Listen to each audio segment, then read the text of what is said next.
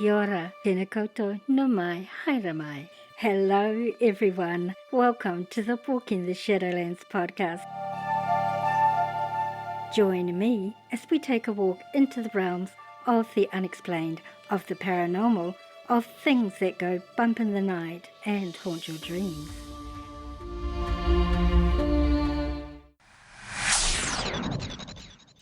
Your hosts, I'm Marianne. Thanks so much for joining me today, tonight, whatever time it is, wherever you live in this beautiful world of ours. Sit back and relax. Let me be your guide as we walk into the Shadowlands together and see what awaits us there.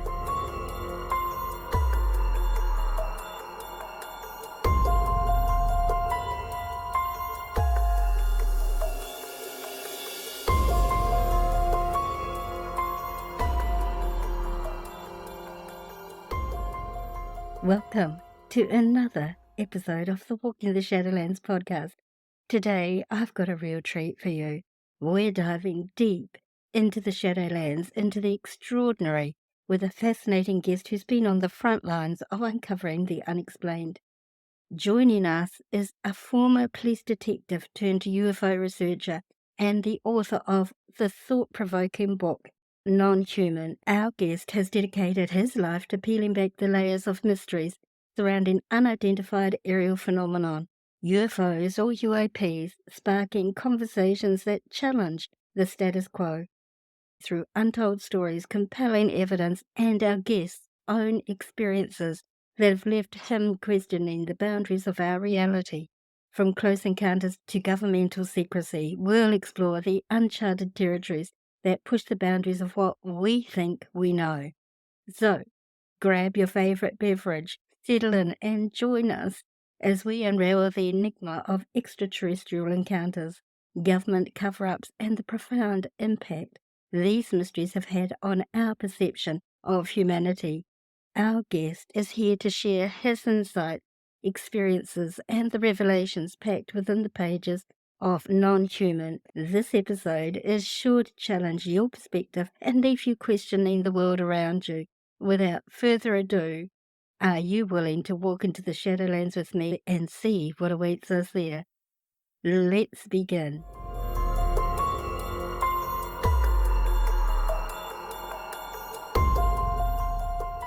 Gary Heseltine is the founder and editor of the UFO Truth magazine and is based in the UK. Born in 1960, he spent 6 years in the Royal Air Force Police before joining the British Transport Police in 1989. He went on to complete an almost 24-year career before retiring early in 2013 to follow his passion for researching UFOs. For most of his police service, he served as a detective constable, working on all manner of inquiries including murder, manslaughter and rape. He became an advanced police interviewer of witnesses and suspects, and in that specialist role, he was involved in the 2005 London bombings terrorist inquiry, where he interviewed a number of first responding BTP officers to 3 of the 4 crime scenes. In 2010, he was awarded the PRG Disclosure Award in Washington, D.C. for his work with police officers, and in 2012, he was presented with the EXO Politics Great Britain Award for his research. He then appeared at the prestigious 2013 Citizens' Hearing at the National Press Club in Washington, D.C., USA, speaking on behalf of police officers worldwide. As one of 9 researchers, he gave testimony before the Brazilian Senate in June 2022, where he stated that he believed some UFO-UAP events were likely to be extraterrestrial or non-human in origin. Gary is also the Vice President of ISA, International Coalition for Extraterrestrial Research, an international NGO comprising scientists, academics, and leading UAP researchers with national representations in 30 countries. Non-Human is his first book on the subject of UFOs or UAPs. I'd like to welcome my guest, Gary Heseltine.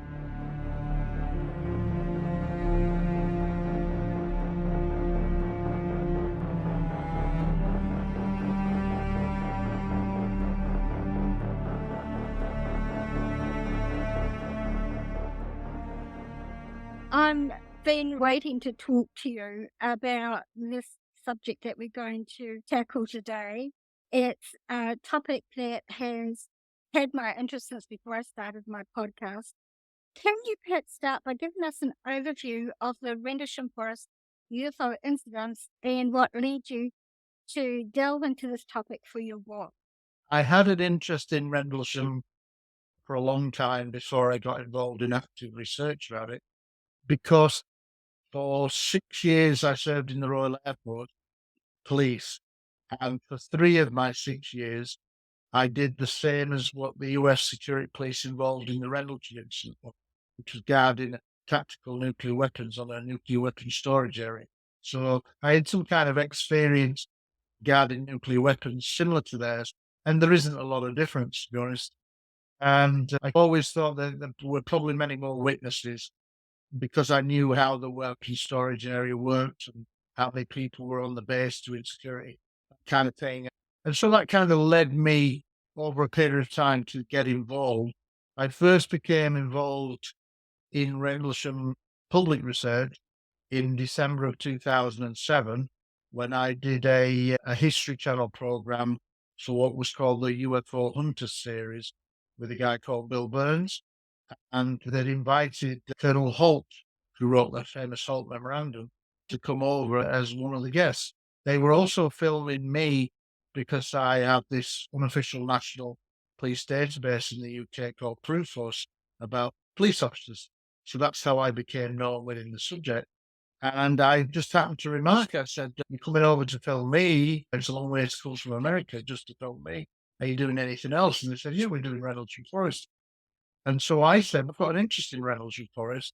And they said, "Why?" And I explained about my military service. They said, "Oh, that's interesting. Do you want to come along and get involved and meet Colonel Holt?" And obviously I said, "Oh, well, obviously I'd love to come down." And so that's how I got to meet Colonel Holt. So it was at that point there, December 2007, that I went public my research. Moving forward, 2017, I was asked to take part in a proposed documentary, Rendlesham Forest. And as the lead researcher, and I thought, if I'm going to do this, I best make sure it's accurate.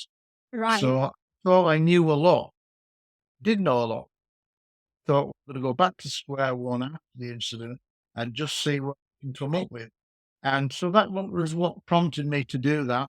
And then the book came from the decision made in early 2020 when I realized that the documentary, which was by then already 3 years in post production, still wasn't coming out. And uh, my then wife said, "Why don't you write a book? You've got loads of material, more than enough for the documentary." So I thought about it. I thought, "Yeah, that's right. I've got a lot of material." So then I started thinking about the book. And so I became involved in writing it in 2017. Here we are 6 years later. The book's behind me, and I released it in February of this year on Amazon. Uh, so in the process of doing that, I approached what I already knew prior to 2017. And then if you, and I know that you've read the book now, you can see that I divided it up to pre 2017 before I got involved, and then what I learned after 2017. I think you'll attest to the fact that there's a lot of new material in there that had never been aired before. And when I released the book, I did so with any pre-publicity. Who does that? Yeah. Who writes the book, their first book, and doesn't promote it? Yeah. But I did. I did that purposely because I knew that some people in America, particularly, did not want me to reveal what I was going to reveal. Right. And so I thought, if I do it this way, I put self-publish on Amazon, then the genie is out of the bottle and the public get to read what you should have been told about a long time ago. And so just trying to get the evidence out there. My approach to the book was just to concentrate on the facts as a former police detective, reassess things and make a determination based on the evidence and give reasoned conclusions, which is what I've done. But you're the one that read it. You tell me whether I succeeded or not. Yeah, well, I think you did a brilliant job. Before we get into your book, perhaps we should talk about what the Rendlesham incident was. Okay, so Rendlesham basically is a series of UFO-related incidents that take place in late December 1980 in and around the twin US bases of RAF Bentwaters and RAF Woodbridge. So you've got two American bases, and in the middle there is a forest or Rendlesham Forest. And a lot of the incidents happened in the forest, which was on British ground. It wasn't on American land. And whilst there were some incidents on the bases, the majority of incidents took place in the forest, very close to one of the main gates at Area Woodbridge. It's very famous if you know the case, what's called the East Gate. It's like the rear entrance of Area, and a lot of incidents are there or nearby. So that's the key area. And basically, it involves the United States Air Force security police, so military police, for want of a better word, who were principally guarding tactical nuclear weapons, which are small, low-yield nuclear weapons that were held in the other base, in Bentwaters, in what was called their weapons storage area underground. They were stored there, but there was a contingent of security police at both Bentwaters and Woodbridge, and they would also have mobile patrols going between the two bases, often driving on public roads. So that actually plays a part in one of the stories that we may talk about, Lieutenant Molly Tampin, what happened to her. But you have is a series of UFO-related incidents that are largely seen by security police, but also some civilians who live near the bases. And also, we know that there are other people, peripheral, possibly firemen, military firemen, technical people who worked on vehicles, those kind of things. So we're not too sure of too many of them. We know of one or two people who were named and they're in the book, but the vast majority are security police and some high level officers saw them too. So that's what makes it interesting. And there's paperwork, there's ground depressions that were found. There's, I believe now, two landing sites. The first landing site has become very famous because it's documented in what's called the Holt Memorandum. It was written by the then Deputy Base Commander, Lieutenant Colonel Charles Holt, who went out 2 nights after an initial landing of an unknown. And then 2 nights later, the UFOs were seen again. He led a team out in the forest, and he too had multiple UFO sightings with his colleagues. So he wrote it down on a memorandum that was sent to the British Ministry of Defence, and that was then passed up to the Americans, or rather, the Ministry of Defence made a decision, and they amazingly said there's nothing of defence significance. Despite the fact that there's no landing craft, triangular in shape, didn't have an engine, no wings, no tail, looked like glass, felt like glass, warm to the touch, 3 meters by 3 meters, and that's not of defence interest. Yeah. I've never really believed the Ministry of Defence line anyway, but that's what they said. There's nothing of defence. And I think what happened after that is that the American government realised how major a case it was. The British government did, the British military, the American military realised just how many incidents there'd been and how serious it was, especially when they were claiming that they didn't do any UFO research from the American perspective. That had all closed with Project Blue Book in 1969. And this case was a direct threat. So I think that they came up with the idea to debunk it as much as they could. And for about nearly 3 years, that's what they did. They denied there was any paperwork. And it was only until the 2nd of October, 1983, almost 3 years after the event, when the public became aware of this what is now a very famous document, the Holt Memorandum, outlined 2 different UFO events on 2 different nights. The US Air Force had said, no, there's nothing happens. We have no paperwork. And then suddenly, oh, yes, there is this document, but that's all we have. We don't have anything else. I don't believe that. And I think that they've got a lot of other documents secreted away. 100% I agree with you. And this kind of leads on to the next question. The title of your book, Non-Human, is quite an intriguing title. Could you explain the significance of this title and how it ties in to the events? Because in your coverage of the basic events, you did omit one fact or it's not widely known? I've been a public researcher since January 2002, so 21st year of being out in the public domain as a researcher. But I'd been following the subject since my own childhood sighting when I was 16 years of age. I've got almost 47 years Wow. that follow the subject. And I think that's led me to quite an historical.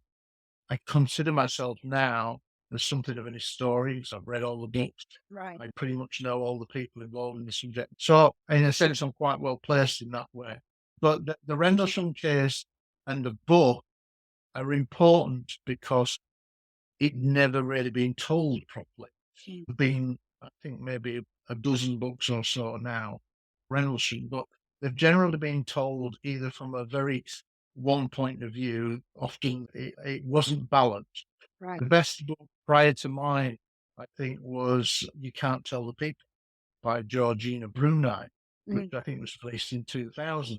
And she did a very good job. She wasn't a UFO researcher at all. She was actually from the showbiz land and like a gossip columnist who accidentally started to research it. And at the time, when people wrote books about UFOs, that's what it was called. And people only really ever thought about extraterrestrial. But in recent years, say in the last 5 years, 6 years, in CERN in Switzerland, the Large Hadron Collider has been doing experiments where they collide atoms at great speed and then they see what happens at the collision point. And there was what's called the Higgs boson, the God particle, as they Right. called it.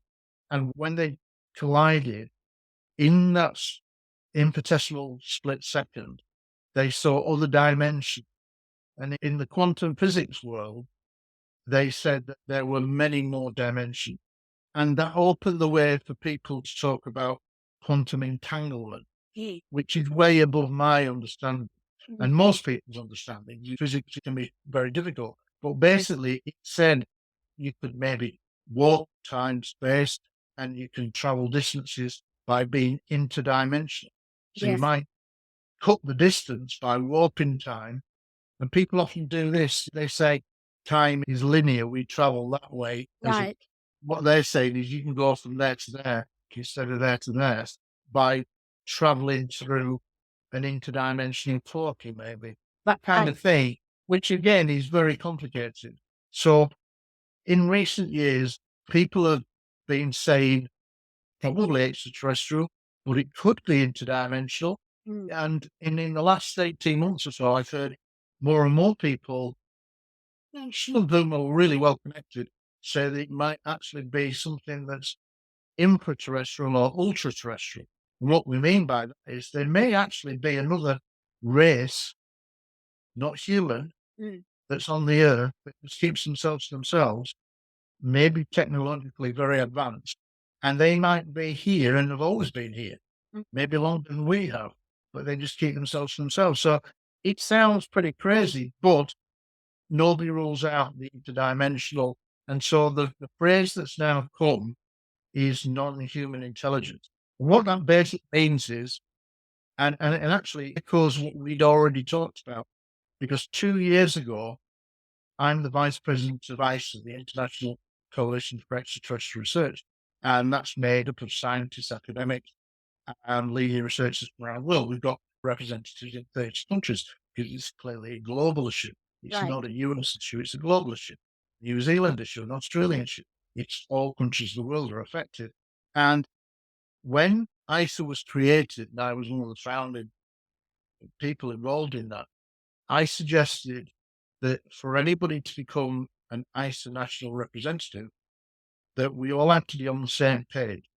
Because historically, a lot of UFO groups could never, they were always arguing, and my group's better than your group. And I wanted to get away from all that. I wanted to have a level playing field. So basically, the basic criteria for anybody to become a national representative or deputy national representative is that they would have to sign an oath.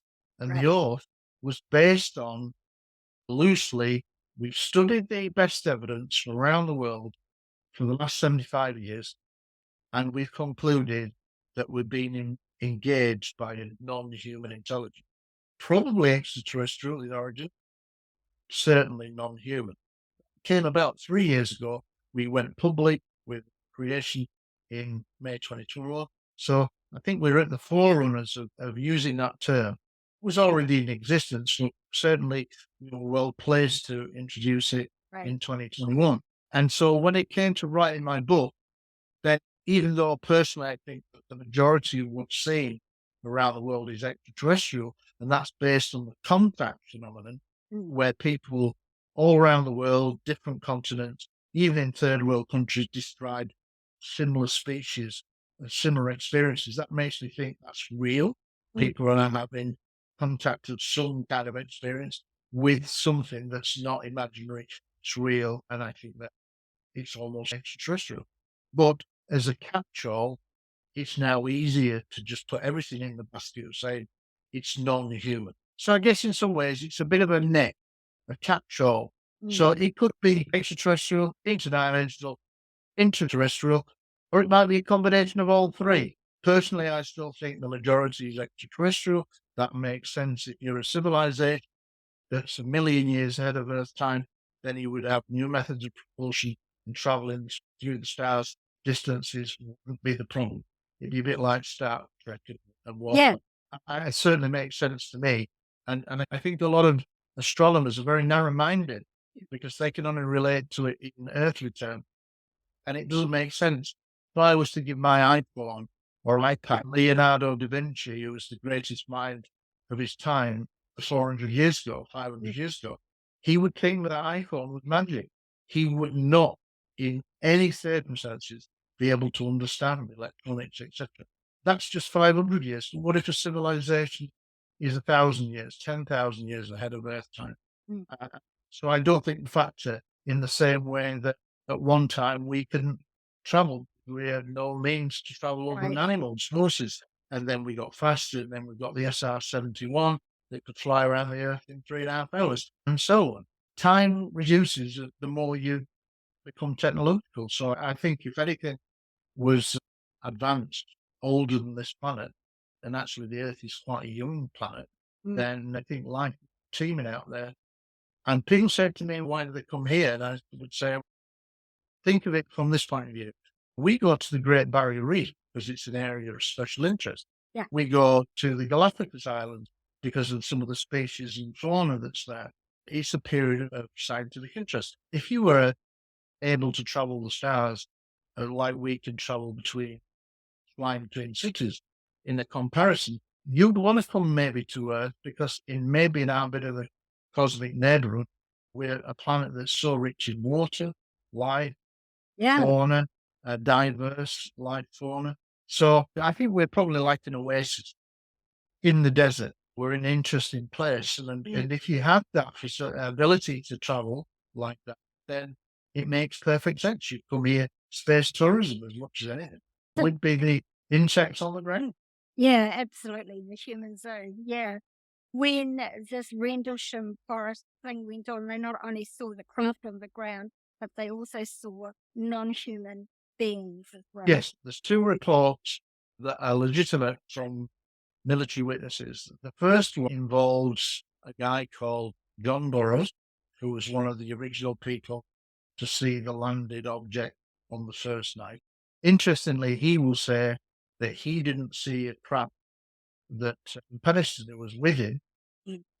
Jim Pennison says he saw this small black object on the ground. John Burroughs was several meters back, and he said all he saw was the glow of light, which suggested a structure behind. So from his perspective, several meters back, he didn't see the craft clearly. And that's, you've got a slight discrepancy. But again, it's on perspective. And if you're 20 meters, 30 meters behind the other person, then your perspective may well be blocked in terms of bright light into the craft. He went out with a sergeant called Adrian Bustinza. And this is on what's called the Holt night. We think there's 4 consecutive nights now. But on night 3, and these have always changed over the years as we've learned more. Originally, there were only 2 nights. Then we realized that there were 3 nights. Now, this Adrian Bustinza's key interview that I did 4.5 hour transatlantic phone call I had. He was able to corroborate another landing. On the Holt night, Holt goes out with his team of 4 or 5. That's the story. They come back after 4.5 hours to what's called the staging area. The staging area is an important part of the story because it's where the vehicles had to stop in the forest because there was no more roads. So there were rough little tracks, and then it come to a dead end, and that's where they left all the vehicles. So that became the staging area for anybody who went into the forest. They had to get out and then and go on foot. When Colonel Holt had been out with his team, they come back after 4.5 hours. John Burroughs was waiting and speeding this up, but John Burroughs had been off duty, got a lift into the base. He'd heard that something was going on again in the forest. He'd been involved in the first night with Jim Penniston, and this was 2 nights later, and he wanted to get involved again. And he was told to wait until Colonel Holt came back with his team. Colonel Holt comes back with his team 4.5 hours later, and he then says to Colonel Holt, "I go out there." And Holt says, "Yeah, okay." And Sergeant Adrian Bustinza was nearby, and he said, "Sergeant Bustinza, would you come with me?" Now, Sergeant Bustinza had been with Holt's team, so he probably wasn't overly impressed at the time to go after 4.5 hours of walking around. He was asked to go back out. So he said, "Yeah, okay, I'll for a few minutes." So they get permission to go, and we're not quite sure exactly where this incident take place, but it's not in the farmer's field, which is a famous area, if you know Rendlesham. It's near to the side of the field. It's within 100 metres, roughly, of where we think it happened. And what they basically say is John Burroughs is walking ahead of Sergeant Adrian Bustinza. Then a strange thing happens. Adrian Bustinza feels like somebody has kicked his legs out from underneath, from behind. All right. And he falls forward as you would, and he puts his hands down to stop himself falling flat. Yeah. And at the same time, John Burroughs, who's maybe 20 meters ahead of him, suddenly is engulfed in this big, bright white light. And it's so bright, as he's looking forward, he can just see John Burroughs in the middle of this bright light. But what he said was he could see a smaller figure on the left of John and a smaller figure on the right of John. I think John Burroughs is 6'6" or thereabouts. Wow. He's a big guy. This is 2 smaller things, whatever you want to call them, were seen on either side by Sergeant Adrian Bustinza. But here's the interesting thing. When Sergeant Adrian Bustinza fell forward and then the light hit John, part of the light hit, if you think of a shadow catching your sunlight on your hand, part of the light that hit John also hit Sergeant Adrian Bustinza across his hands and his groin area. And he had medical symptoms to this day, but what he thinks is related to that of light. Whether it causes some kind of radiation, we don't know. But he's had minor issues with that all his life since, irritation, scabbing and whatever. So that's interesting. So that's like the first sighting where Adrian Bustinza doesn't like talking about entities, aliens, or anything. He was very religious in his upbringing, and he still has great fear. And so when he saw this caused him a lot of consternation. He suffered with post-trauma distress, is not unlikely, plus these medical issues, plus he was threatened with his life when he was interrogated after the incident. So he has good reason to be not happy with this situation.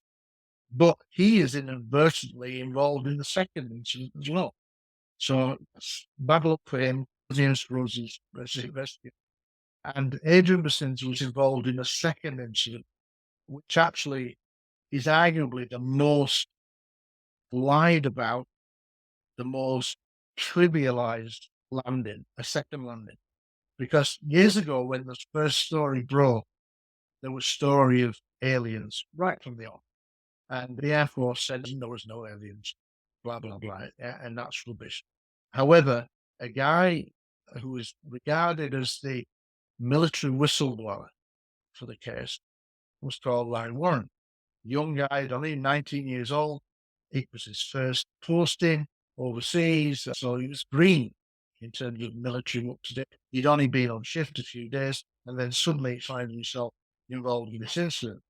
he brought out a book here in 1997 called Left at East Gate, which was a good book. And he told it from his point of view, and he was instrumental in getting the whole memorandum out because he was a named person. And why he became the military whistleblower was because he was the first person to say, my name is Larry Warren, and I was involved in this incident, and in the press. And he would put his hands up. So he is by far. Well, there was another guy who would have been a military whistleblower who used the pseudonym of J.D. Ingle, or Steve Roberts, whose actual name was found out many years later was J.D. Ingle. But he never went public. He always used a pseudonym. So that's not quite the same thing. So the first person to put their name to the case was this Larry Warren. He was only 19, young guy. And basically, when his story came out, he then got attacked by other military witnesses, two in particular, Phil Holt and Jim Pennison, who said, no, we don't recall that. We think he's making it up. He's mistaken. And blah, blah, blah. And the base commander, Colonel Williams, in charge of 12,000 people, he said, no, that's literally no aliens seen, blah, blah, blah. Now, for a long time, or in recent years, he was particularly criticised because people had said he wasn't there, he was just making it up. Colonel Holt would say he was a wannabe, he wanted to be part of the story. It's ironic coming from him. Yeah, ironic, yes. And interestingly, I think some people in America, some researchers in America, didn't really do their due diligence because over the years, Sergeant Adrian Bustinza, whilst he had never really done the press kind of thing and done a big story, a big interview, he had made several remarks over the years, 7 of which highlighted in the book, where he'd said Larry Warren was there. Now, what there was some confusion about what night it was. And what came out in my book was that after trying to get hold of Adrian Bustinza for a long time and not having any responses from emails, social media, through another military witness, Laurie Bowen, who'd had her own precursor sighting in February 1980, which is listed in her book, she was friendly with him and she said, no, Gary's interviewed me. He's serious. He's a good guy, blah, blah, blah. So she opened the door and I was able to finally speak to Adrian Bustinza, and it turned out to be this 4.5-hour transatlantic call, audio recorded, and I did basically a night shift and talked through the night. And it was exhausting. I tried a technique that I was an advanced police interviewer, tried to get him to remember as much as he could using what's called the enhanced cognitive method. It's just a way to trigger memories and set up the interview. And he actually spoke really a lot, and as you've read in the book, his chapter, I think it's something like 80 odd pages. It's the biggest chapter. But what he had to say was very important. And he said, with Larry Warren, he said after 3.5 hours into the interview, he not mentioned really Larry Warren and this incident at all. I'm getting tired now. It's 5 in the morning. And honestly, I was sat in the will because when you're asking questions, and I realized that this is a very important interview, so you're really concentrating, and that is mentally tiring. Very tiring. Now, when you're asking questions now, she's tired at the end of it. People don't realize mentally tiring. And I'm thinking, I can't go on under 3 hours as much as I want to. I couldn't. I was almost falling asleep. I was really tired. So I said, I don't want to lead you, but I said, I need to ask this question about Larry Warren because there's all this debate, blah, blah, blah. And he said he was there. And he said, but it was another night. And I said, what do you mean it's another night? Never said this before to me. And he said, yeah, I was involved in a second. So he believes it's a second consecutive night. There might be a gap. Point was, he'd been involved in another night of UFO activity. We thought he'd only been involved in one night of activity. It turns out it's 2, and he says on the second night of activity, actually Larry Warren was in the field with me. He was closer to me than I was. So finally we had this put to bed on audio, and that was really nice. And he said, yeah, he's there and whatever. And I corroborated it in a second interview on Skype that was actually on video that I recorded. But if you recall reading the book, that was a nightmare for me because it recorded his voice, his responses, But my questions, it hadn't recorded. Yeah, And I- that's really weird. but I was lucky, really, because it was better if his responses were recorded, because you could generally work out what the question was based on his answer. I'd quickly summarised what came from the first interview, the 4.5 interview. And I'd said to him, basically, so I just want to summarise what emerged from the first interview. That there wasn't another landing. You were present. Larry Warren was present. Larry Warren was closer. The craft was surrounded by security police officers. Was being filmed. Colonel Holt was there, and Colonel Williams, the best man, was there. Yeah. So it's yes, no, yes.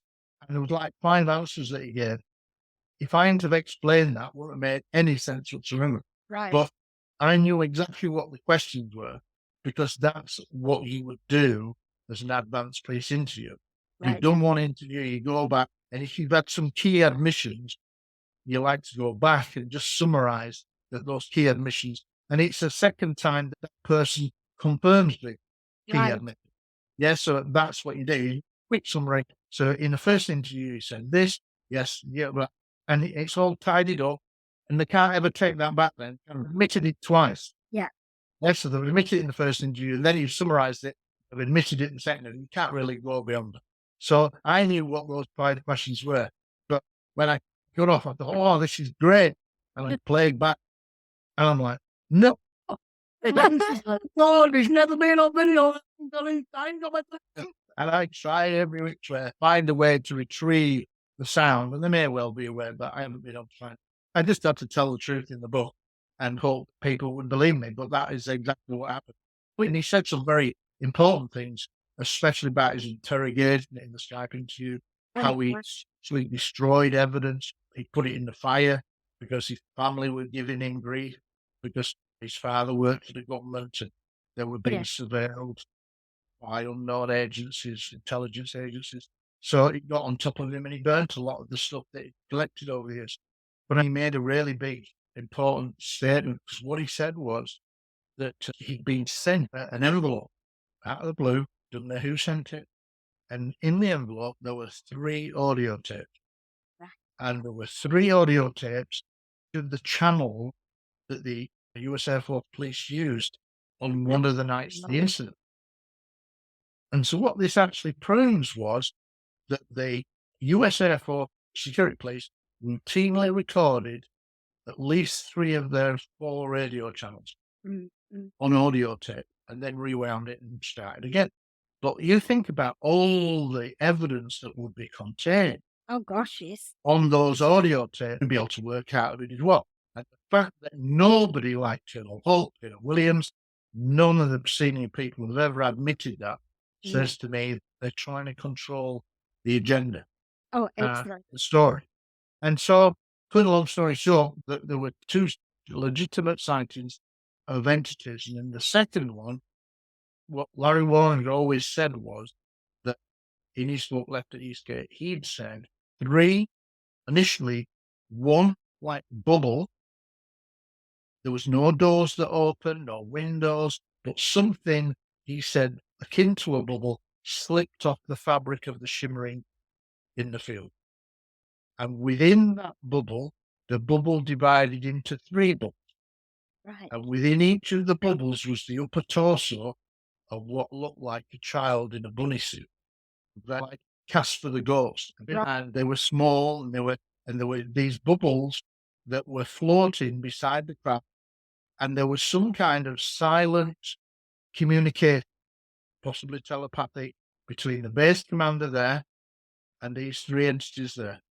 So they're entities. Now, Larry Warren had called them entities, whatever. Now, Adrian Mastinza was there. He was part of that. He saw that. But he had great difficulty calling them entities. So he called them, I saw silhouettes. The most he could say, because he was religious, he frankly just got, and he said, I saw silhouettes. But they're legitimate. But this second sighting, which was filmed on video. So where is that video? It's totally denied.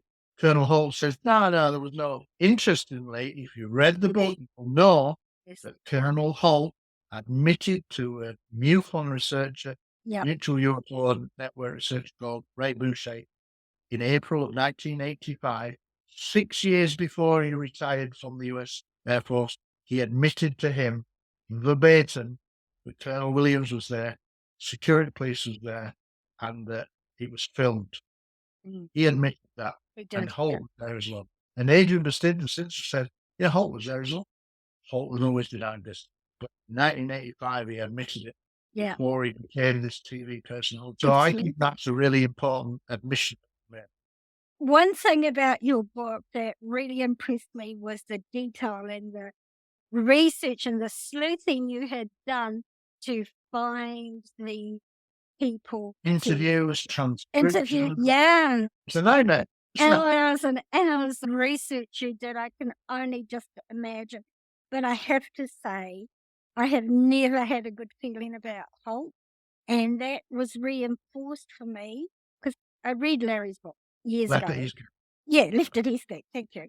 And my opinion of Holt was really reinforced when I spoke to Stacey. He just was very disparaging of Holt. He said Holt only came in a couple of days after things began, and he was only there for the glory, he says. There's an interesting thing in the book. Actually, one of the people who was part of his team that went out into the forest was a guy called Sergeant Munro Neville. Now, Munro Neville's was not a security police officer. He was what's called a disaster preparedness officer. And if you think he was a guy who was like trained to deal with nuclear, biological weapons, that kind of thing, and they would all go to him for training on those issues. He actually worked for one of the squadron commanders called Colonel Ted Conrad. And on the night when Holt is supposed to get involved, when I interviewed Munro Nevels, he said something really interesting. He said that he'd been at home on what initially said was Sunday, and then he said it was a Saturday afternoon, tea time, 4 o'clock-ish, when Lieutenant Bruce England turns up his door. And Colonel Conrad had asked him to call round to Munro Neville's house, pick him up and see if he would go into the forest and make an assessment of these alleged UFO reports. Now, a lot of people never really put this into context, but when I interviewed Munro Neville, he told me that when he'd gone out with Lieutenant England into the forest, they too, just the two of them, had a UFO sighting as well. So that's one of the 17 that I list at the end of the conclusions. And most people aren't aware of it. And then when that incident finishes, that's when they go to supposedly the club where there's a function going on, a Christmas party. And over the years, Colonel Holt has been the one that said, and yes, Lieutenant England came in and he said, Spack. And I said, what's Spack? And he said, UFO. And he's all like a story just being retold. Munro Neville's said a different story. He said, so we'd had our sighting. We went back to find Colonel Conrad because that's who we worked for. So he went to speak to Colonel Conrad and he told him that they'd had a sighting, that there were depressions in the ground from a landing. And Colonel Conrad had said to Munro Nevels, do you think it's worth further investigation? And Munro Nevels would say, yes. So he said, okay, you go back out there and do some more research, basically, more investigation. And Colonel Holt hadn't been involved in this process at all. And actually, Colonel Conrad confided to Munro Nevels that he didn't really want Holt getting involved at all. Because he said Holt was a bit of a, he liked hanging out with the police and he liked the action. Yeah. And he didn't want him to get involved. So anyway, just as Munro Nevels is about to leave with Lieutenant England, he's approached by Colonel Holt, who says, can I come along with you? Now, that's not quite the same as leading a team and taking charge. Yeah. And because he was a sergeant and he's the deputy base commander, Lieutenant Colonel, high rank, he couldn't say no to the Lieutenant Colonel. So he said, yeah, okay. And at that point there, that's when Holt gets involved. But that's not quite the same story that Colonel Holt has told in 50 or 60 documentaries over the years that made him like Colonel Conrad says, you go take charge. Yeah. That's not the story put out by that. Now, interestingly, as soon as Munro Nevels published that in what was the UFO Enigma, which was Jim and John's book, from that point on, Colonel Holt has then started criticising Monroe Neville say, oh, he wasn't very good, blah, blah, blah. Yeah. And he'd never done that. For years, he'd always praised him.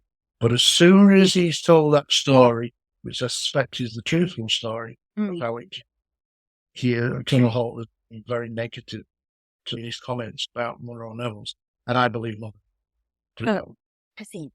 I always got the impression that Holt was there for to provide the narrative that he's kept, I think, as the book concludes, the narrative has been controlled deliberately, in my opinion, for the last 25 years.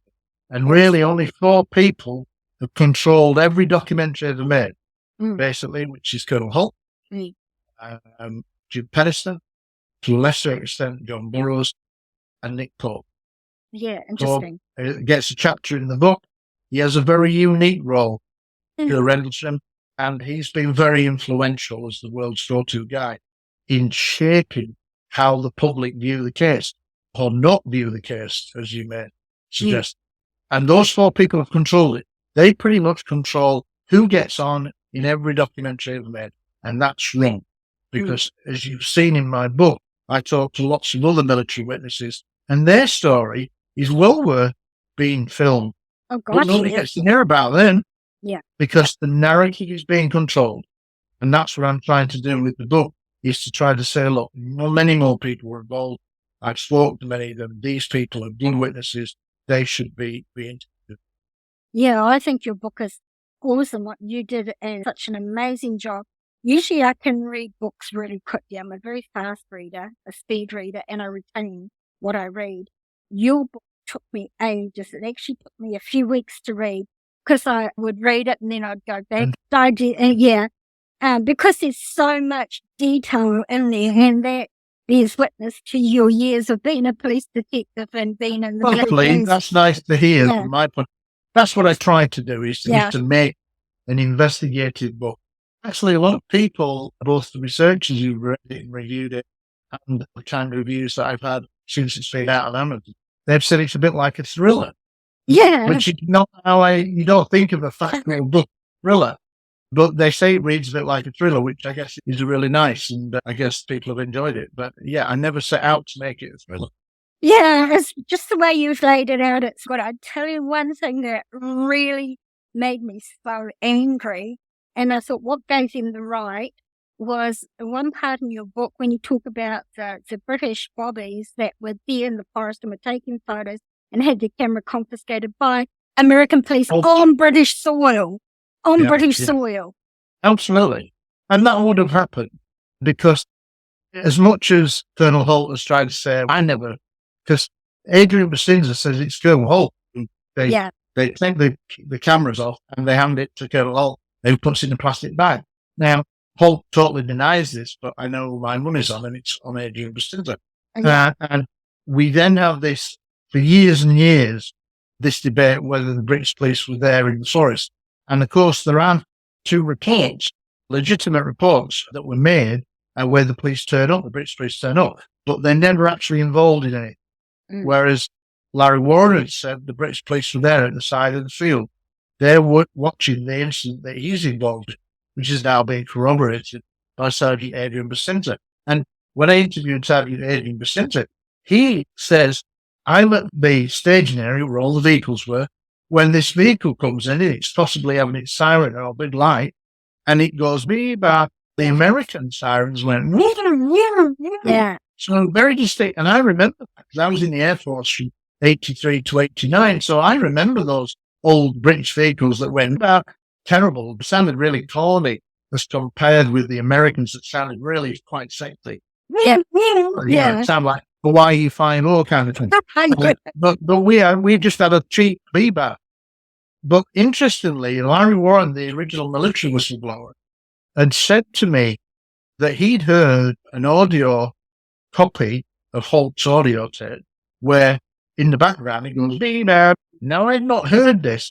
And so I'm thinking, okay, I'll try to look for it.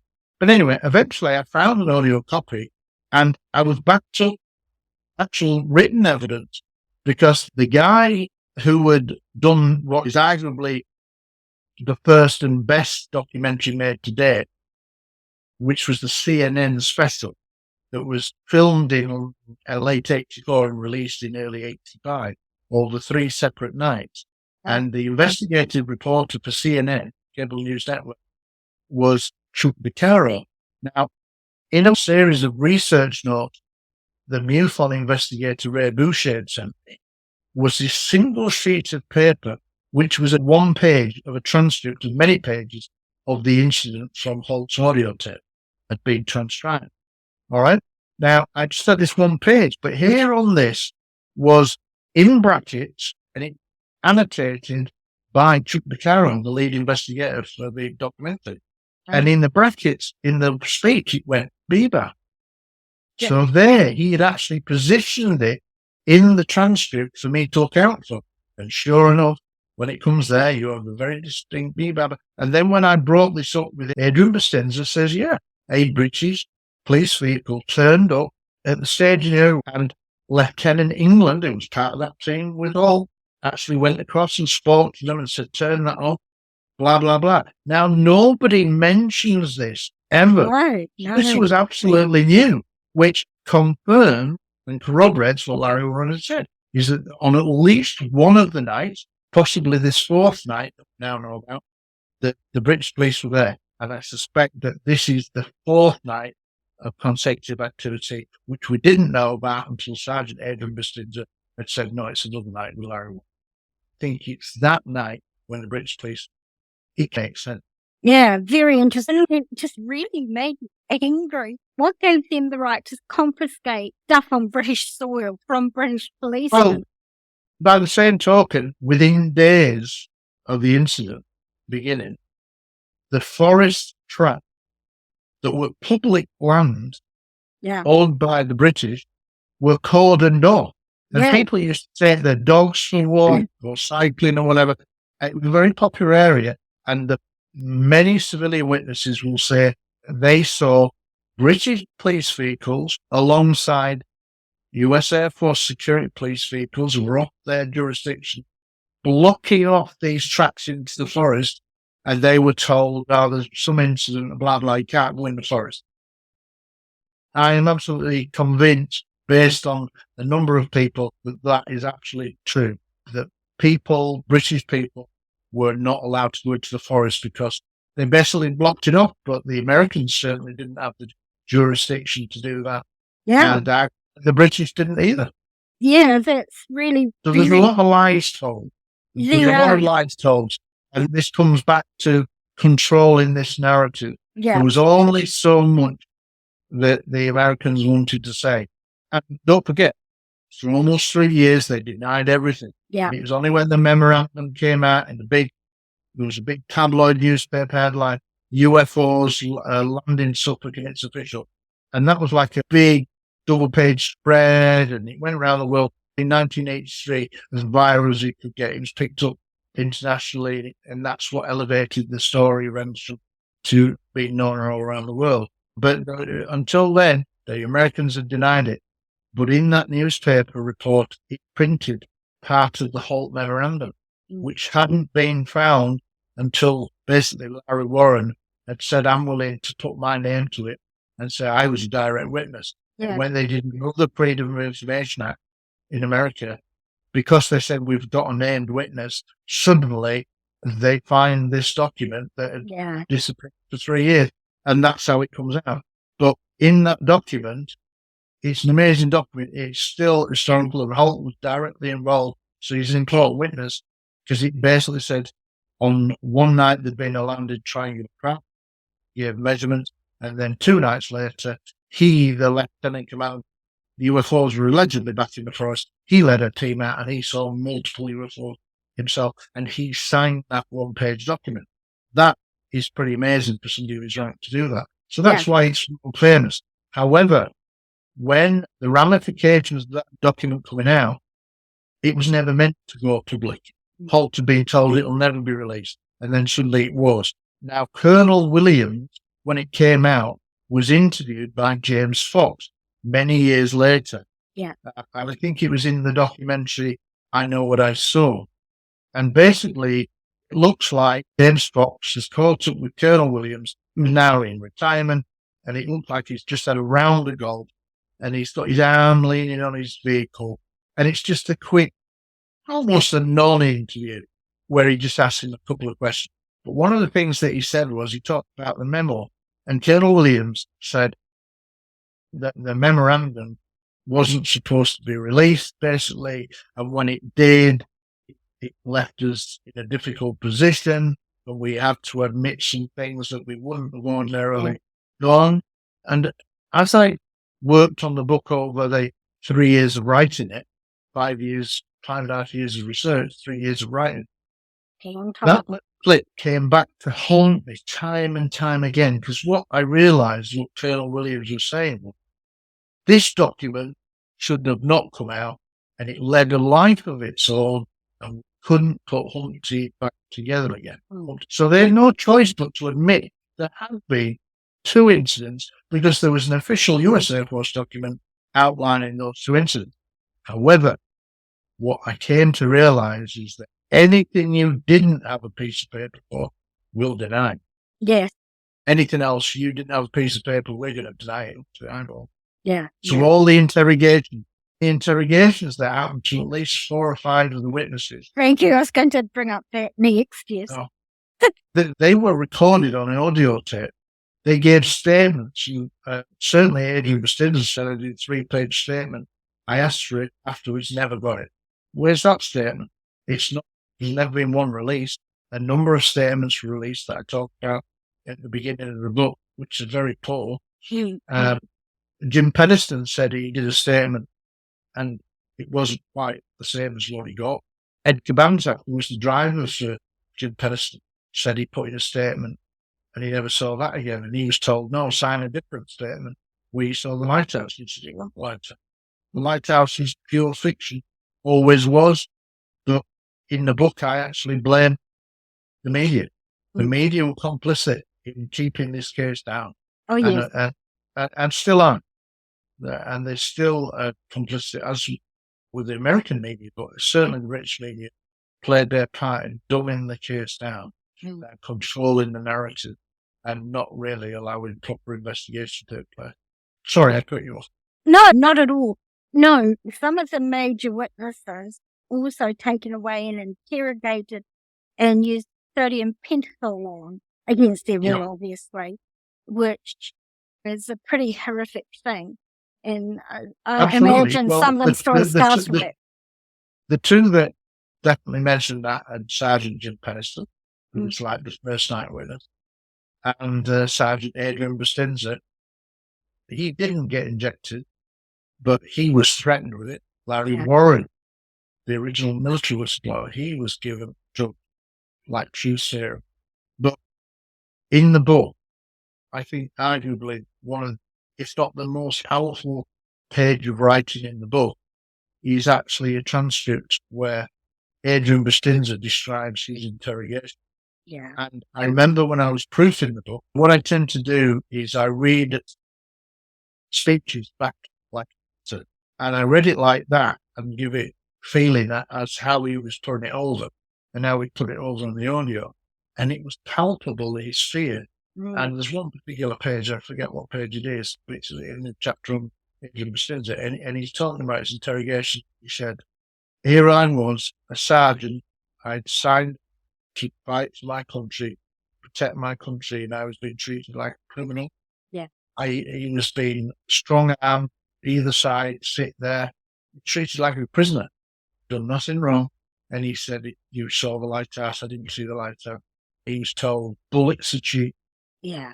And his life was threatened. And he said, when they said that, I was so frightened. And he said that he wanted afterwards to go AWOL. He wanted to run away from the Air Force. He was so disgusted. And several of those people, at least Peniston, Warren, Cabanza, Adrian Bustinza, were given terrible treatment by multiple interviewers. We're not quite sure who, which leads to the Air Force and Special Investigation. But Barry Warren said that he was interviewed by a British guy. So you think, was there a British involved? I think Jim Peniston would say he was 14 or 15 times in the event of deeper situations. But some of them were given a really hard time, and that is unforgivable for just doing your job. You've done nothing wrong, and you're supposed to be protecting your country. You feel proud, and then suddenly you've been treated like a criminal. I think not enough people talk about the significance of those terrible interrogations. Oh, And Colonel yeah. Holt actually has made comments saying that they were treated harshly. He later found out that they were treated Yeah. harshly. At least he said it. And Yeah. that's important. And there's no excuse for treating people like that. And in other incidents, UFO incidents around the world, we know that other intimidations and interrogations take place at the hands of the Americans. So it's nothing new. Now, another thing that you brought up in your book, which actually Stacey spoke to me about, was the gentleman who had the downloads, the binary download that he wrote. You've read my book, you will know my opinion. Yeah. Jim Peniston was clearly a witness to that first night landing. That's not in doubt. Where I have a problem with the binary codes is the very misleading comments that he said in the days when it occurred. Yeah. And I make a big splash about it because he tried to tell people at the 30th anniversary conference in Woodbridge, which is not far from Rendlesham. So we're talking 2010. And he basically said, I've had this download of information. I think it's gibberish. Why haven't you told us this? It's 30 years down the line. Been retired many years. Why couldn't he have told people by then?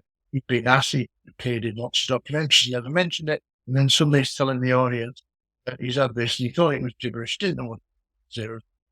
Now, on the face of it, it sounds plausible enough. When I actually did a transcript of that, he was interviewed, that conference, that 2-hour conference, or part of it was recorded on video. And I got hold of a copy of the video and I did a transcription.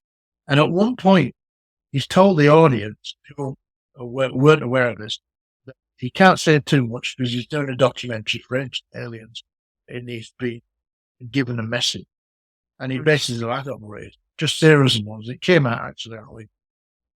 And basically, I don't know what it meant. But at the same content, in the transcript, at one point he says, and this is totally missed by the audience because they're still stunned by him saying that 30 years later he's telling them a new bit of evidence. So they're still coming to terms with that. But he's actually on stage and he actually says, and it's completely missed by the audience, that he did find out band records were mentioned in 1994 when he'd done hypnosis, and that Linda Moulton had done a transcript in a book, Glimpses of Other Realities, which had come out in 1998. And that was completely missed. But how can he say, I don't know what it is, what it was, and then be saying in 1994 that it was, he did find out. Now, he was still on video. Now, you're telling me that if you're into under hypnosis, you don't watch the video later on? Especially if someone said something really strange came out. Wouldn't you be curious and go, well, do what that is? And so he watched it. And he says, no, I won't interest. Even if he didn't, by the time it comes out in 1998, it's in black and white. And one of the things that kind of is puzzling is that it says in the partial transcript in Linda's book, it says, on hypnosis, someone is saying, show what, talking about the binary code. Have you seen the binary code? Now, this is done on hypnosis. So this is not open record. This is done under hypnosis. And basically, somebody has asked him whether it's intelligence agents in his memory of on hypnosis. But they mentioned, have you seen the binary code? That says to me he could have had an implanted false memory put in there about binary code. So that puts a red flag up. And then 11 days after that conference, 11, 12 days later, he does what turned out to be quite significant with a podcast show, radio show host called Angela Joyner. And it's a very good interview.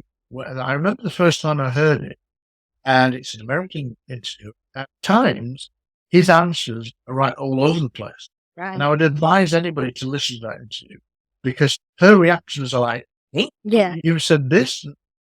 She's trying to get her head around it. You can clearly tell that she's befuddled. But when you do the transcript, he's basically saying, I knew what message was straight away. That's not what he told the audience 12 days earlier. Oh, yeah, I knew when I touched that it was time travel. Really? Didn't say that. There's lots of things that are inconsistent. And for me, as a former detective, the biggest one that stands out is if you'd had, and I'm not saying you can't have a download of information, I think you can.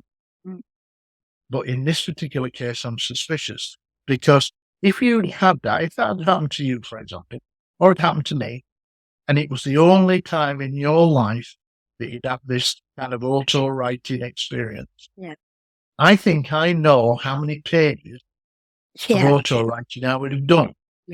But not Jim Penniston, because first of all, he said it was 6, then it was 8, then it was 9, then it was 12, 13. Now it turns out that the 16th page, that just jars with me, because I think I would know. It'd be such a unique experience. And even if he hadn't have known how many pages he wrote, at some point, somebody would say, how many pages? And he'd go, 8. And that 8 would have stuck in his mind forevermore. You only had to do that search once and find out how many pages there was. And it would be stuck there because it's so ingrained. It's such an unusual trauma. And for the fact that he kept changing the pages, numbers, just doesn't sound right to me. So for me, I'm very dubious about the so-called binary code. Personally, if I was to put money on it, I'd say it didn't happen. The reason I brought that up is because Stacey said to me after his experience when he was on duty at the East Coast, I think I got his name right. I hope I did. Michael Stacey Smith. Yes. He's in your book with Laurie at the end. And he said to me, he was telling me of the physical effects that his body had been left with after his experience, but he also said that he had been download mathematical equations and stuff like that. When I spoke to Michael Stacey Smith, he had a precursor case in July of 1980. A really good case, and where he'd basically been at Area Woodbridge, close to the East Gate, and I think he was going out to relieve himself. He then sees this beach ball size object moving right to left, just on the outside of the perimeter fence where he was made. So he takes cover. He's got a big M60 machine. It's like the Rambo, big heavy machine. And he's like cocked and ready to fire. And that's because he called for backup, having seen this object, and an airman went towards the fence towards this glowing object. And that's when he cocked his weapon, because he said, basically, if anything had happened to the airman, I would have discharged my weapon. So he had a very interesting precursor case. And then, of course, he told me about Lieutenant Ronnie Tamplin, which we could maybe go onto in a bit. But with regards to the download, he felt afterwards, after having that experience in July, within minutes, he said that he hid away when the object, because he was frightened. And it was only 19. It took sanctuary in the middle of nowhere, and still on the base. But he basically kept himself to himself. And he said, like, he only revealed a little bit, hinted at that he'd had some, but he wasn't really confident to talk about it. And he knew nothing about maths or anything, but he said he'd received some information. Hence why I say I do believe you can have downloads, but you need to be consistent. And he wasn't really ready when I talked to him to talk about that in any detail. So I didn't put it too hard, and I didn't in the book because he wasn't comfortable about talking about it at that time. So you respect the person that you're dealing with. Absolutely. I actually felt really sorry for him. He was obviously in a bad... He's very ill at the moment. He's very ill. What he thinks his illness is caused by radiation. And I certainly suspect that he should be seen by other people who have been seen, like Jim Penniston, John Burroughs. They went to the VA and got compensation, allegedly, for their injuries caused. Now, I think Stacey Smith should have the same. 100%. Honestly, he's a nice guy. And he's not well. Really a lovely man. Honestly, my heart broke when I spoke to him. Because, like I said, it was the spirit of the moment, so I had nothing prepared.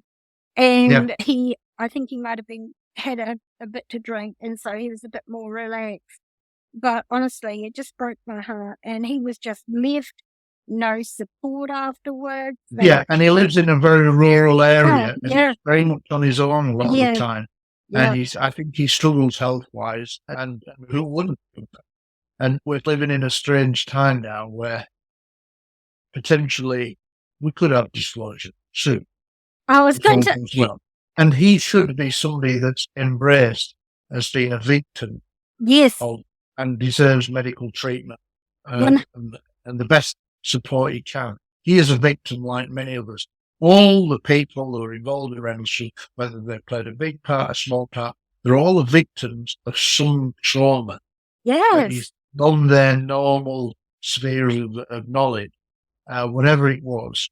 And it certainly wasn't man-made. In the conclusions of my book, not one of the incidents, the 17 time difference incidents that I lay out, that had never been laid out in that timeline. 17 different time incidents, separate time. None of those be described by the witnesses as anything conventional. And these people have talked about, well, it was holograms, not in 1980, I'm sorry. Not all different parts of the forest, not for days on end. Or it was certain plasma weapon. Maybe one or two could have been, but not 17. Yeah. All in all, those kind of stories. Oh, it's the East German or Apollo that came down, or it's Soviet. Maybe as a one-off, but it doesn't explain the other 16 or 17. Yeah. So you see what I mean? If there had just been one incident, then you might say, maybe it was a cover-up of an East German spy or a Russian Soviet that crashed. But not when you have 17 different incidents, all in different locations, in and around the twin bases. At one point, I speak to a guy called A.M. Steve Longero, who's a smashing guy, 30-year law enforcement career and military career, absolutely strong. And he said that he, again, just arrived on the base. They're only a few days on shift.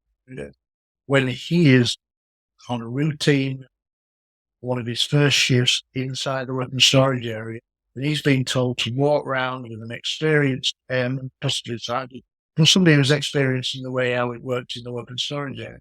And he said, we're in there walking around with our rifles, our M16s, when suddenly they see a UFO near the forest that then shines a beam down into the nuclear bunkers. We've heard stories and rumours, never had a first-hand witness. You talk about David Grush, and people say, oh, he's not a first-hand witness. Steve Longero, first-hand witness.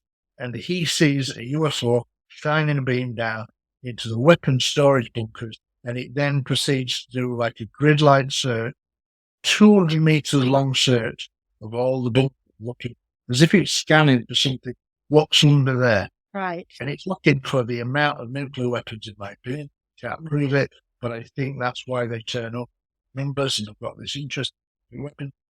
Colonel Holt, on the very first night in May 2007, said there were more nuclear weapons at Irish than anywhere else in Europe. It wasn't the fact that they couldn't hold nuclear weapons, it was a nuclear base. I found a document that's in the book that listed 25 nuclear weapons, but I suspect it was hundreds more that were illegally held on the ground. And a lot of people in Britain thought they were in different locations. And I think that's why they can never admit it, because they're from the armament degrade. Right. At the time of world crisis, people again don't realise the context of Rendlesham. At the time of Rendlesham, why do UFOs turn up? Imagine you've got this illegal staff of extra nuclear weapons. UFOs and nuclear weapons have been something of interest for 70, 80 years. Mathematical correlation there. And at the time of Rendlesham, late December 1980, there were two world events taking place. There was the rise of the Polish shipyard workers under Lech Wałęsa, who went up to become president, and revolutionary. But that was still a part of the Soviet Union. In late December 1980, hundreds of thousands of Soviet troops were massing on the borders of Poland. And if you remember your history, if you're young like me, the Soviet Union had put down rebellions in Hungary and Czechoslovakia, sent the tanks in, quashed the rebellion. It looked like they were going to do it again. So again, high tension. And then, of course, We also had the Middle East powder keg Yeah. 52 Iranian hostages being held by the Iranians. So 52 Americans being held by the Iranians. So there was a powder keg there. So to me, why do they turn up? At a time of world crisis, possibly a World War III scenario, they turn out and they're thinking, they should not be there. Yeah. In my opinion, nuclear inspector fire or something. Yeah.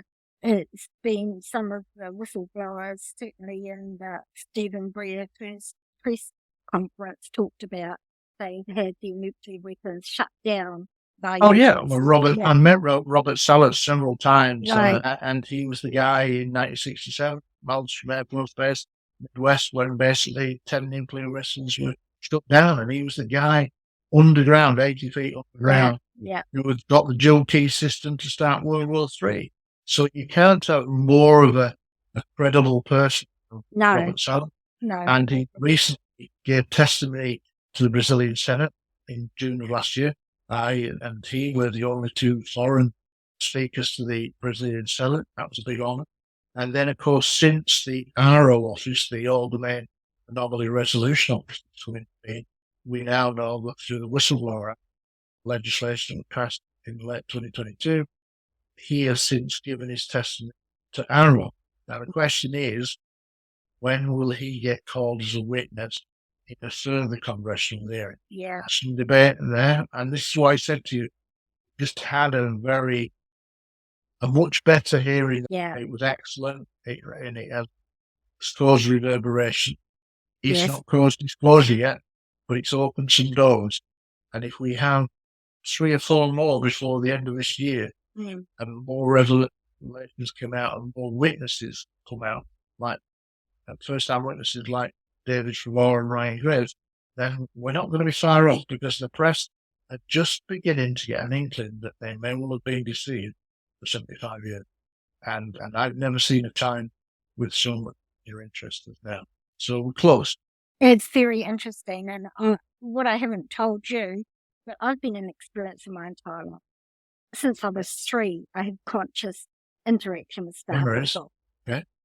And one of the things that they did tell me in late 80s, early 90s was that those who currently control the world narrative about them have been told that they had to release the information about other intelligence off of this planet. They were given a time frame, and if they didn't, the choice would be taken out of their hands. So Now, were you actually given a time frame of when that would occur? no, they didn't give me a time frame, but I've watched, particularly over the past 3 to 5 years, how they've been drip feeding bits out, and how they're changing. They're using social manipulation to change people's attitude. Before, the press used to be really derisive and derogatory towards any witnesses. Yeah, the stigma was ingrained. Deliberately, obviously. Yeah, absolutely. And now the attitude has changed when they report on these things. They no longer are derisive. They're not putting music on. They're not, Then you're having some serious discussions now. They're not laughing anymore. Yeah. And then, and obviously with the testimony that David Grush has given, you still got some of the mainstream trying to fight against it, and they don't give the whistleblower of David Grush the credibility that he has. They'll just say military veteran, intelligence specialist. But they don't say that he's qualified up to presidential level. Yeah. He's as high as you can go. He's as good a witness as you could ever get. Yeah. They don't say that. So that context leaves their audience thinking, oh, there's just another guy. Exactly. And he's only telling stories. It's hearsay. Now, not when somebody like him comes out. And plus, he said, I interviewed 40 people over 4 years, and several of them have given testimony, given testimony to the Inspector General. Those are the people who now need to really start to go onto the stand. Because if those people unearth the risk of perjury at 5 years imprisonment, or I think something like a $10,000 fine, but they're at risk of 5 years of imprisonment if they lie, which is, again, not really emphasized. Yeah. Those people who are first-hand testimony, if they give their testimony, a secure facility, a skip, as they talk about, and as mentioned by David Rush that he couldn't release too much unless it was in a totally classified security environment. But that needs to happen ASAP, because if what he said and claimed is true, as I believe it is, and other people who were directly involved, crashed UFO retrieval programs and then reverse engineering those trying to make them work, that is dynamite, and that needs to be the first thing that happens after the summer recess in Congress, Senate. That needs to happen ASAP to as many Congress people who are able to get in and hear the classified things that he had to say. But no, he was very detailed. He signed all the times, the place, who runs them, who will still run them, where they're located. And he's willing to give it, but he could only do it in a classified environment. But you're right, and what you're saying is, and I've been saying it for a while certainly over this last year, I think there is something driving this rush to a disclosure, which we've never seen before. And I think there's either something happened behind the scenes with them, like you say, a possibility that says you've got until then to get it out, or we'll do it. And I've been saying for a while that the Americans have lied. They haven't really been the bad guys in all this. The intelligence community. They've lied to the public and the world for 75 years about this. So there'll be a backlash against that. The media are complicit, albeit at the highest level, not at general level, but the highest level. They've been taken in by the lie. Whatever they'll claim, they were taken in and they played a part. The decisions by government cannot alone affect everyone. It's the media that basically puts everything across and gets into the minds of people. It's not the politicians, it's the media. And they did the bidding for the government. Maybe they thought they were doing it for the right reason. But we're at a point now that when it all comes out, there will be, at some point, against journalists, backlash against the intelligence community. You could argue justifiably because of the lie and the ridicule, the stigma, and people have committed suicide. And the victims that were ridiculed, pilots, military, or whatever, the young airmen, all those being affected post-trauma and told that it was nothing. That is wrong. But the way to move on to me is to have truth and reconciliation hearings, like they did for apartheid in South Africa. And we get those people who are involved in the lies to go on the stand under oath and say, what part did you play? Now, as David Rush spoke about, if money has been illegally diverted from legitimate funded projects to go to projects, then that's a different matter. Those people should give their evidence, and if there's found criminal involvement, they should get free, like anything else. But it shouldn't be a witch hunt. What we want is to establish just exactly what was known, what your part was. Thanks very much for your testimony. We can now write the history book. Because there's still so much you don't know. But I have been saying for a while now, with this driver, what's driving it, is if we had the Phoenix Lights now, occurred in 1997, the world is a very different place now. Because the technology has improved so much. People have 4K, 8K mobile phones, high quality. You now have social media that can start live streaming and everything. If there was a shooting outside your bedroom and in the street and it was broad daylight, some people would be looking out the bedroom and be filming it, be live streaming it, and this footage would turn up. Imagine if the Phoenix Lights happened. It was tracked for over 200 miles. It was described as being boomerang shaped, mile to mile, winter to winter. It stops over. People on the journey before it even stopped over Phoenix would be live streaming it. And once that live streaming happens and all the great feeds of video start to come in, then you realise that it's not just a hoax. Once that happened, the TV would be live, helicopters would be up there, everybody's trying to get in on the story, and you could not contain that event now if it happened. What happens if they know that UFOs are for real? Something has happened in the background, be it communication or something definitive has been found that has convinced them we can't hang on to this anymore. But I suspect that they now fear them showing themselves Yes. without them giving their side of the story first. Yes. And I think that's why there's a rush to judgment. Yes. There's a pace to this that seems ungrounded. And Chuck Schumer, I think it was the 14th of July, just before the hearing, went forward having never made a public comment in office about UFOs, UAP, and suddenly introduced a bill for Congress to vote upon, which has been voted on since and passed, and it was called the UFO UAP Disclosure Act. Now, for people like you and me who follow this subject for a long time, this is like science fiction. Yeah. But the legislation is there in white. And as a former police officer, I was used to having to learn bits of legislation and know how legal speak jargon work. There's really been a lot of thought about what is being said. But in that legislation, which was then, when he spoke about it, proposed legislation, he mentions over 24 times non-human intelligence. Mm-hmm. Now, why? Can you imagine where that's come from? Why is a politician who's never publicly said anything about UFO, and then suddenly he's introducing a bill, a law, to be signed up by the president in late December 2023? It's unprecedented, and it echoes a lot of what David Rush is saying. I think that's behind the scenes, because we know that Rush gave his testimony for 11.5 hours. It was done a while ago. All the people, first-hand witnesses have gone forward. I think Chuck Schumer has had a classified briefing that said it's real. But so we have got these programs. First-hand witnesses, blah, blah, blah. So he thought we need legislation.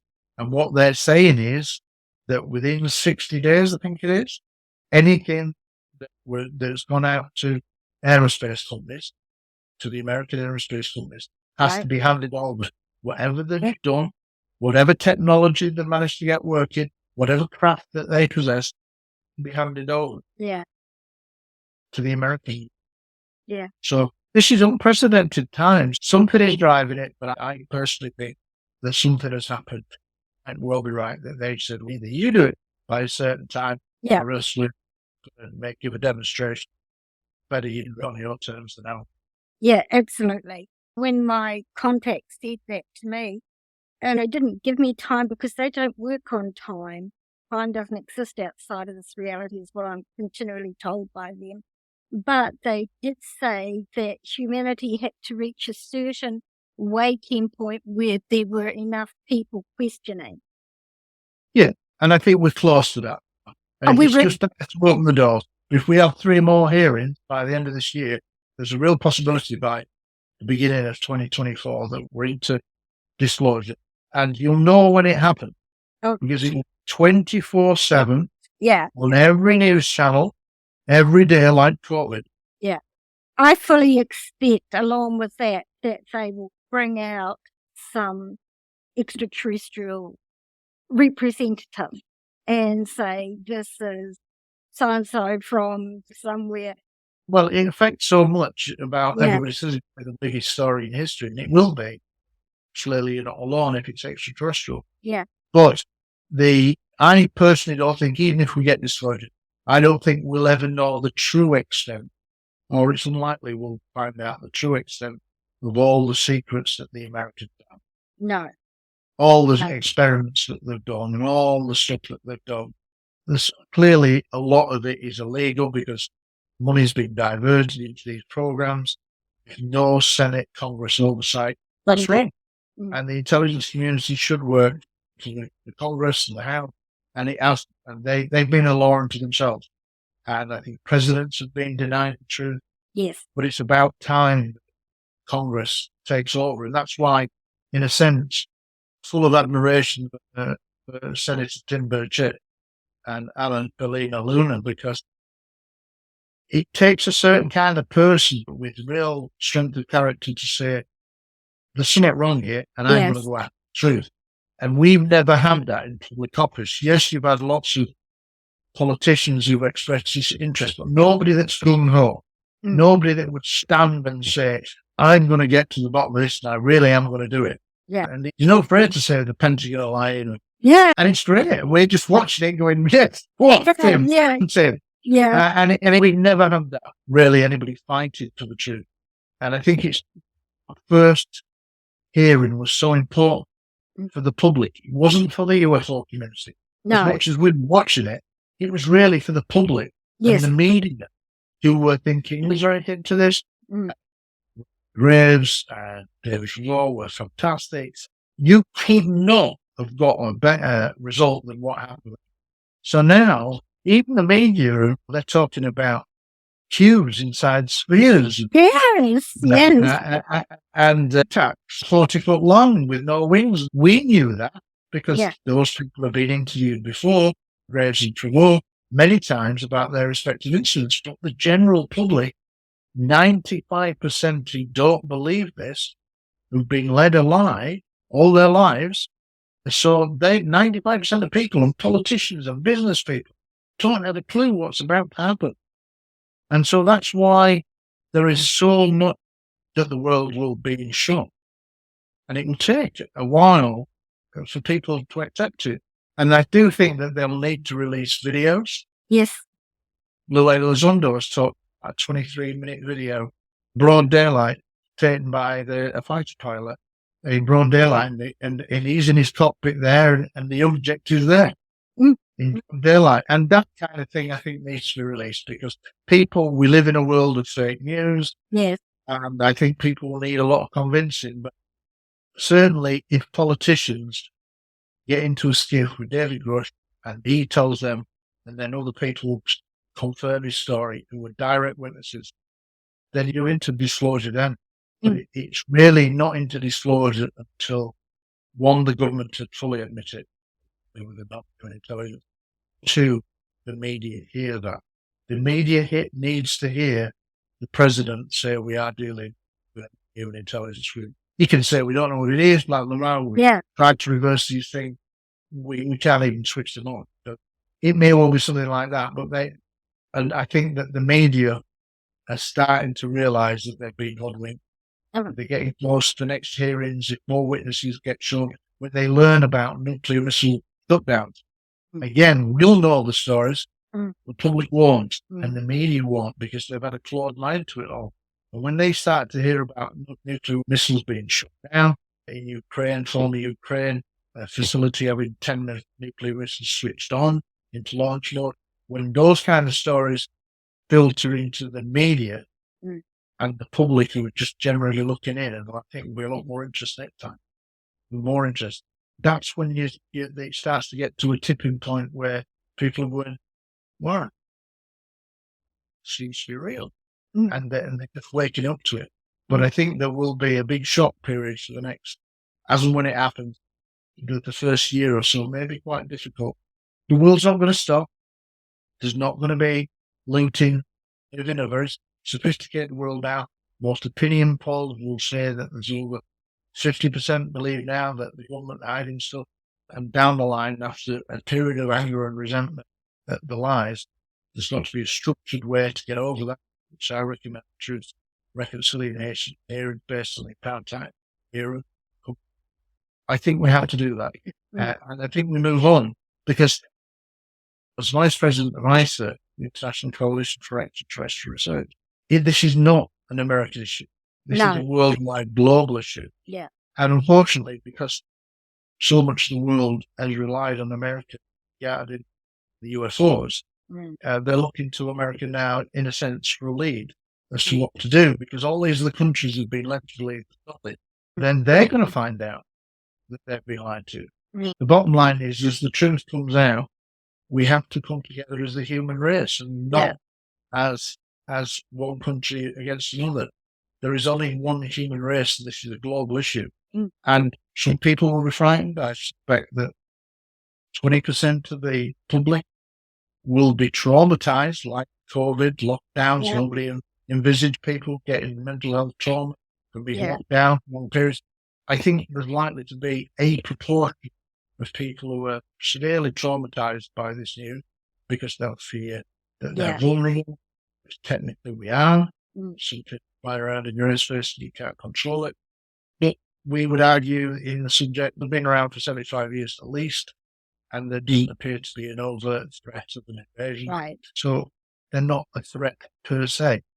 Technically, they've had to change the goalpost to get it into the media, and I understand that. They turned it into an air safety issue, Yeah. and that branded it to make it more easy to talk about seriously. And that, I still like UFOs because I believe some UFOs are extraterrestrial, but Yes. nevertheless, I can understand why they changed it to UAP, and why things have had to go along the air safety, because it does make sense. You can't have something flying in your airspace and have near collisions with these things. And Yeah. not safety issue. So I understand all that, but we have to, once the story starts coming out, we guard against people trying to say it's an invasion, that kind of thing. Yeah. I don't believe that at all. If they'd have wanted to invade, they could have done it a long time. Oh, I think that, again, going back to that description I gave earlier, I think we're like Barry Reese. They Yeah. come here largely just to watch us in our habitat. And I think they don't like nuclear weapons because they probably live in our deepest oceans, they've got bases. And if we go to nuclear Armageddon, mutual assured destruction, then it affects their bases and destroys, pollutes the planet. So I think that's why they don't like nuclear weapons. If somebody said, ditch billions of tons of oil on the Reef, everybody would be out, no, it's an area of great beauty, blah, blah, blah. Maybe with that area of beauty, and maybe they see that nuclear weapons could destroy this beautiful oasis out of the continent. Not only that, but it bleeds, the nuclear energy bleeds through dimensionally. It goes into other dimensions as well. So it doesn't I don't just know about affect that, us. but it may well do. I'm not doubting it. That's what I've been told. That's information that And it can well do. Yeah. I think power of nuclear weapons is such a destructive force. Yeah. I think perhaps intelligent civilizations many years older than us quickly concluded that nuclear weapons can destroy the planet. They're too dangerous, so let's get rid of them. And I think ultimately, they said, actually, you can have free energy, get rid of nuclear weapons, we'd all jump for joy and get rid of fossil fuels and climate change and all that kind of effect on the climate. So there is a lot of positivity of things, of learning new technology. Okay. We'd enter that age-old question, how we learn, what are our origins? Maybe we're seeded from Mars. I actually think that's as plausible as anything else. If you had a dying planet, what would we do? We'd go to our nearest place, the moon, and try to colonize it, and go to Mars, try to maintain the human race. We know that Mars had an atmosphere much like Earth. Billions of years ago, it's older than the Earth. We know that something catastrophic happened. It lost its atmosphere. It lost its ocean. If it was technological, what would happen if you're on the brink of disaster? Go to your nearest planet that was similar. Yeah. Hence why we may have been seeded from Martians. It's purely plausible, that to me. It's the only thing that we would do, an extinction event, try to save some of our humanity. Yeah, absolutely. We've got way off the subject of your book, but it's been really... That's 2 hours, and that's really fascinating. So back to your book. Let's finish up with your book because it's such an awesome book. It is so well researched and presented. That's very kind of you to say that. Oh no, I'm quite fussy about UFO stuff. I'll pay you later. That'd be nice, but no. No, it's very kind. I'm humbled by the comments that people have passed on the book. Yeah, it's really awesome. And Gary, I applaud you for all the work that you've done on that and putting it out there. Would you like to tell my listeners where they can obtain your book from and any social media websites, etc., that you have? Yeah, I'm the founder and editor of UFO Truth magazine, which is a PDF. It's not in print. It's an easy 96 pages. Goes all around the world. It comes in a PDF bi-monthly. So that's every 2 months you get a copy sent to your email address. All you have to do is go online and put ufotruthmagazine.co.uk. The book itself is 500 pages and it's only available at the moment on Amazon. So Amazon New Zealand, Amazon Australia, UK, wherever Amazon is. You download it and it ships within 48 hours. It's £17.99 in the UK. I'm not sure what the equivalent is, but whatever the currency equivalent is, And as I say, it's 500 pages, and a lot of people say that it should become the definitive book on the case, including many researchers. So grateful for that, and hopefully that will be the case. But yeah, certainly it's only available on Amazon. I am going to try to get a mainstream publisher. I deliberately did not. So I self-published just to get the truth out. Yeah. Now, with all the great reviews from us, I think I can now go back and say you've got a potential bestseller here. Because I think I don't have the marketing skills, the distribution skills, distribution network, which down to so. It would be nice to think that other people would get to read it. Oh gosh, yes. If people want to come up with ideas, and if they know publishing houses that might be interested, then by all means, if you like the book, then email me at heseltine@hotmail.com, all lowercase, name in reverse. Couldn't be easy. But I appreciate you giving me the opportunity to come on your show. We enjoyed it, and hopefully you've enjoyed it. I have. It's been really awesome. This is the most exciting time in the subject I've ever known. Yeah. I just hope it continues. Oh, I believe it will. And one last thing about the back engineering, and I meant to say it when you were talking about it, but we got sidetracked, is that this is when they talked about it in the hearing, it's absolute vindication for Lazar and Bob Lazar. It is what he said, that there were recovered craft and there were X number of models and blah, blah, blah, is almost certainly true. Yeah. There's still going to be a debate as to whether he was directly involved, but I think a lot of people think that he was now that with everything that's coming out. And it would be good to get a final answer on that. If people say, I worked in blah, blah, blah. That would be good from his point of view. I would have a little side story here, is that in later life, I got to know staff in Cleveland. Right. We met up at conferences. We got on, and I often had lunch with him when we were at conferences. And so we'd often talk about this. He was always very quiet onto the Bob Lazar. But I would say, now I see what you're saying, and you can't prove his background, blah, blah, blah. I said, but he always comes across as being very compelling to me. And I said, you really don't give a monkey whether you believe him or not. And I said, I like that about him. He said, I'm just telling you how it is. And so for me, I don't know the answer, but I've always found it quite compelling, and it would be good to get a definitive answer on that. But I've always thought that we've had a press program and what he's likely to be true. It'd be nice to get an answer on that. And it would be good for Bob Lazar to get that indication. Yeah, absolutely it would. Thank you so much for your time, Gary.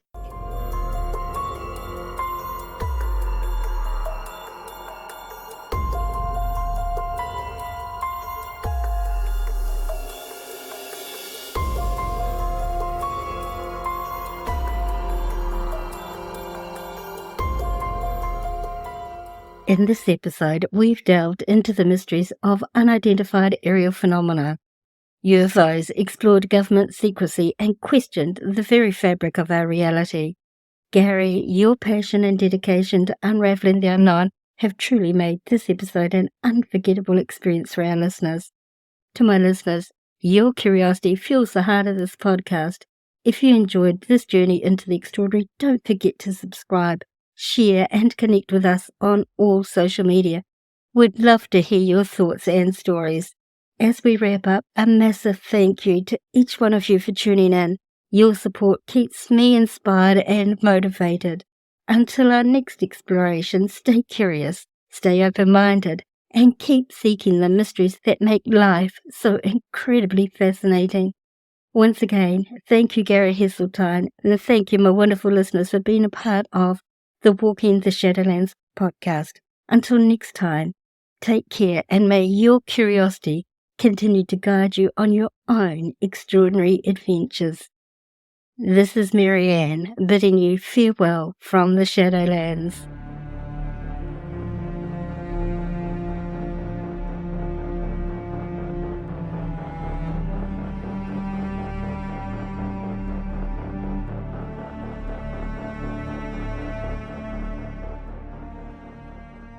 This podcast is available on all free podcasting platforms. Check out our Facebook page, WT Shadowlands, our Instagram feed, Walking the Shadowlands, Twitter, @Shadowlands10, TikTok, under walking_the_Shadowlands. Also, we do have a YouTube channel under Walking the Shadowlands as well.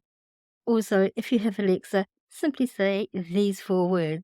Open Walking the Shadowlands and Alexa will play our latest episode for you. If you don't have a smartphone, don't worry, you can listen to the episodes from the podcast website, www.walkingtheshadowlands.com.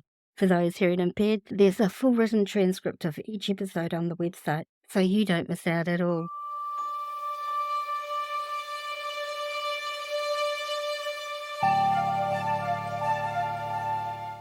Thanks for listening to this episode. Ka kite.